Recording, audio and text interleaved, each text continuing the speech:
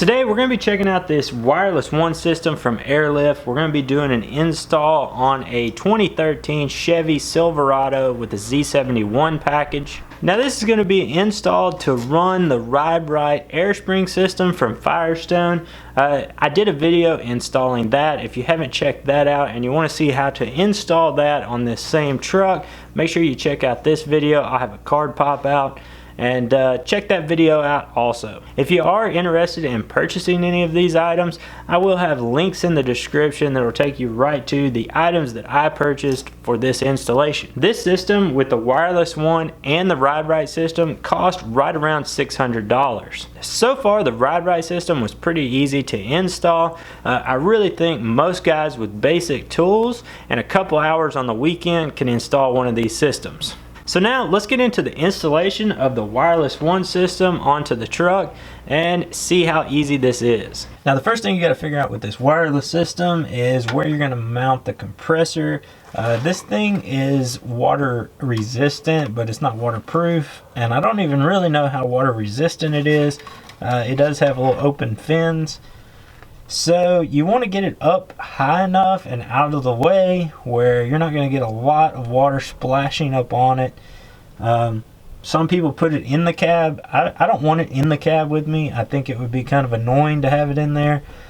So I found this cross member underneath the cab of the truck, and it's going to be protected by this beam here also. So I think what I'm going to do is I'm actually going to mount it right up here out of the way. And really all you have to do to mount this thing is shoot a couple of self tappers right into the metal. You just want to make sure you know what's on the other side, and there's this hole right here, and as long as I don't use too long of a screw, I'm just going to go into this cavity where this support beam is. Now the other thing we have to do right there in the same spot where we're mounting the compressor is there's a manifold. Now this manifold has to be mounted, you know, right around the same area because of the fact that both of them have to plug into the same wiring harness. Now they do give you a couple options on mounting. It has a little mounting bracket. You can either mount that mounting bracket on the bottom or you can mount it on the side. There's also a relay that has to be installed in the same location as the compressor and the manifold. So what I'm going to do is the relay can be unplugged. I'm just going to unplug it from the harness for now. That way I can mount this with the compressor and then just plug the harness back in.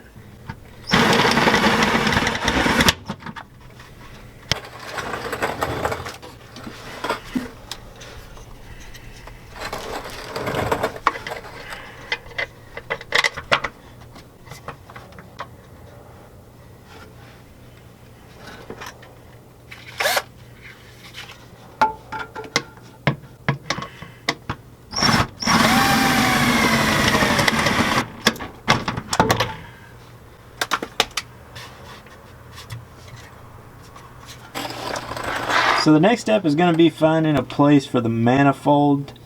I've been kind of playing around trying to figure out a good spot for it, and I think I'm just going to mount it onto the side. Just have to be really careful because these are fuel lines right here. I just haven't made up my mind yet.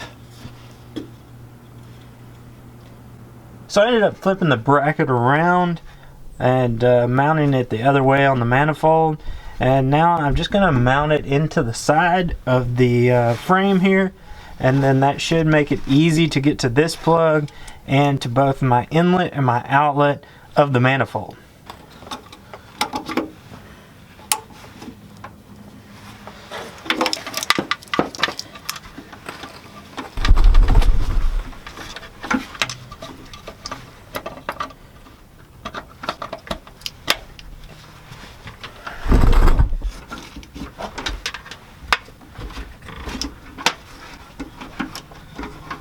So before I locked everything down, I just wanted to make sure all my wires were fitting, and it looks like I'm going to be good on wires, making it to all my locations. So now I'm going to run this last bolt into this manifold, and that should lock everything down. Then we can start running the wires up to the front to get into the fuse box. So we got one red wire coming off the air compressor. There's also a black wire. What I did is I put it behind this bolt. That's your ground wire for the compressor. Your body should be grounded, so we should be good there.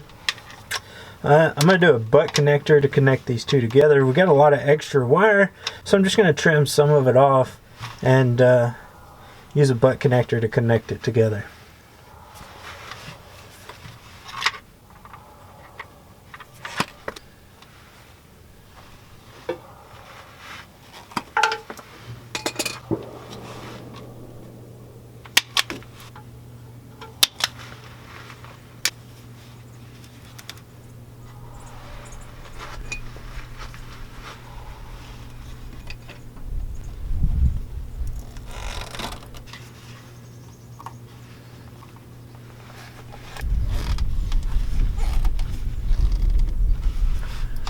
So now, just to give it a little extra protection, I'm going to put a little bit of electrical tape around this connector. Just something to protect that connection. So the next step is we're going to run these wires all the way up to the front. I'm just going to follow along with this bundle of wires that is already mounted to the side of the frame. I can zip tie this wire right to it. That'll keep it up and out of the way.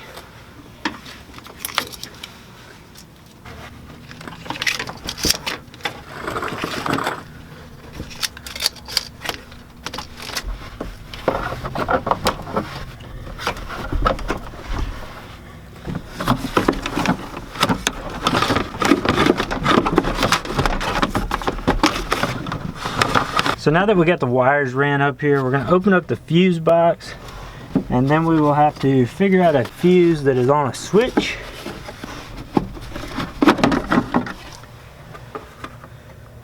Once you get inside your fuse box, you just have to search around, find a fuse that is on the switch, so whenever you turn the key on, it's powered. When you turn the key off, it's not powered. Once you find that, they give you this little, it's like a little hook that goes onto the fuse, and it gives you a spade at the top where you can connect your wire.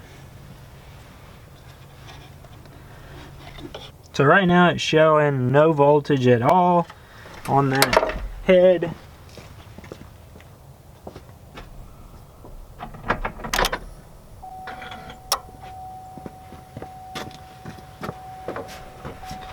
Once I turn the key to an on position, if I check it one more time, I'm getting 12 volts at that point.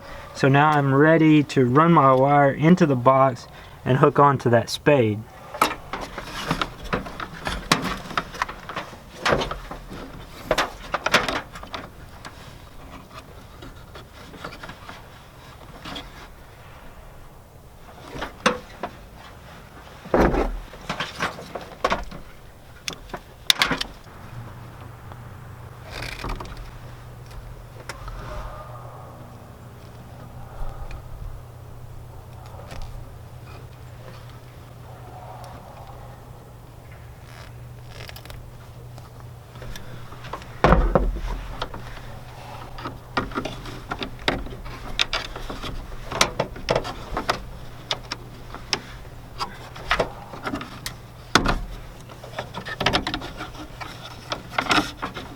So I want to jump in right here because I did make a little mistake right at this moment. What I did was I didn't put the inline fuse in. There is an inline fuse that comes with the kit. It's a little yellow wire. It has a fuse block in the middle of it, so you can put a 15 amp fuse in. And that way it protects the truck if the compressor was to short out or something was to happen.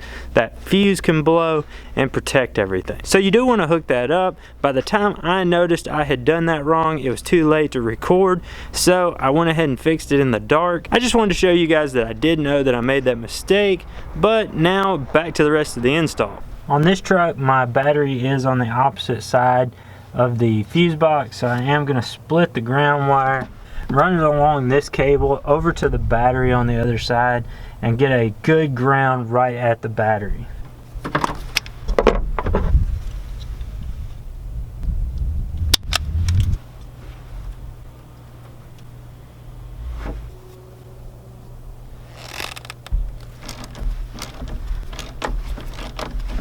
So the next step in this process is we're going to be running these hoses from the compressor to the actual airbags. Now there's a nipple that sticks off of the compressor.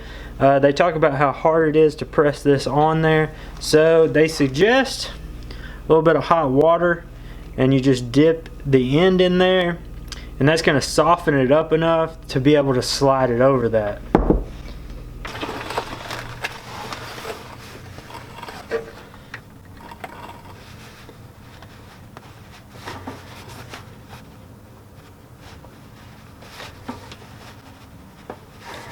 As you're running this hose, you want to make sure you do kind of sweeping turns with the hose.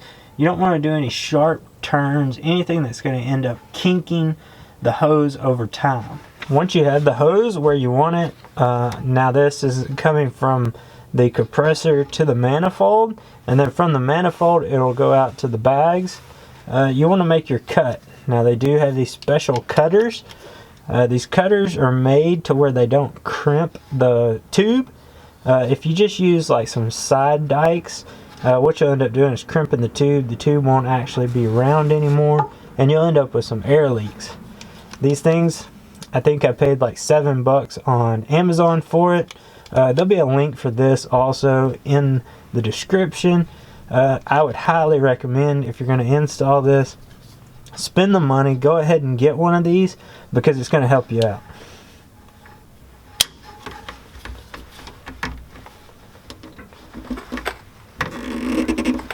I went ahead and hooked up this one to the manifold.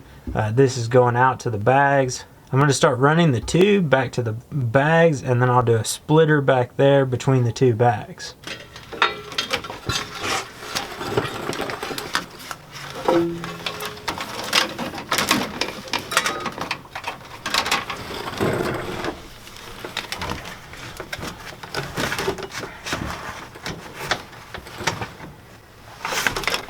So now that I got the hose ran back here to the back axle, I'm going to make a snip right here.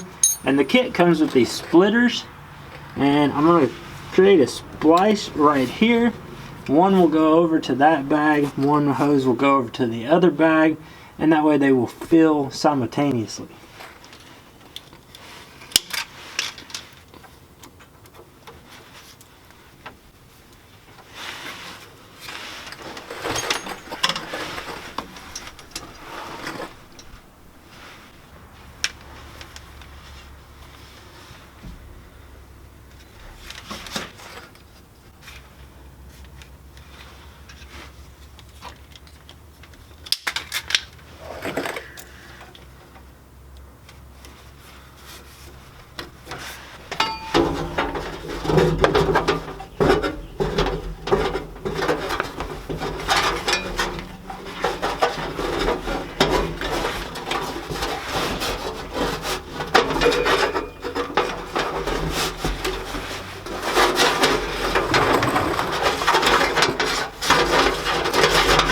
So what I did there is a factory heat shield for the bed.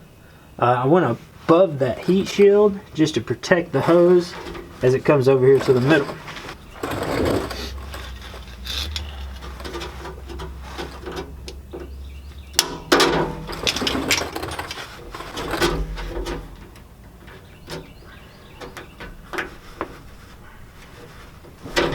So other than putting on a few zip ties just to get the hoses and wires, make sure they're all tucked away and where they won't get caught on anything, that is really all there is to this install.